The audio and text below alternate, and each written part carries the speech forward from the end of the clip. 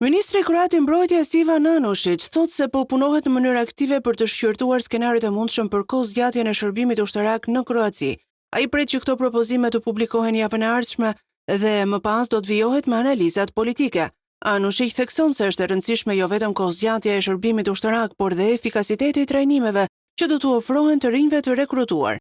Në rast rreziku të shtuar ose në rast të agresionit, të gjithë meshkujt nga 18 vjeç deri në një moshë të caktuar mund të rekrutohen. Për momentin, ministri nuk preferon të flasë për kozgjatjen e shërbimit ushtarak, por sipas tij mjaftojnë edhe vetëm 3 muaj për të marrë aftësitë e nevojshme. Në 3 muaj mund të kalosh nga dikush që nuk mund të vrapojë as për 50 metra, në një njeri që mund të marshojë për 30 kilometra me pajisje të rënda në shpinë, thot Anushić. Ministri kroat thekson se qëllimi i stërvitjes ushtarake nuk është vetëm përgatitja për një konflikt të mundshëm, por edhe socializimi i të rinjve dhe distancimi i tyre nga veset e dëmshme.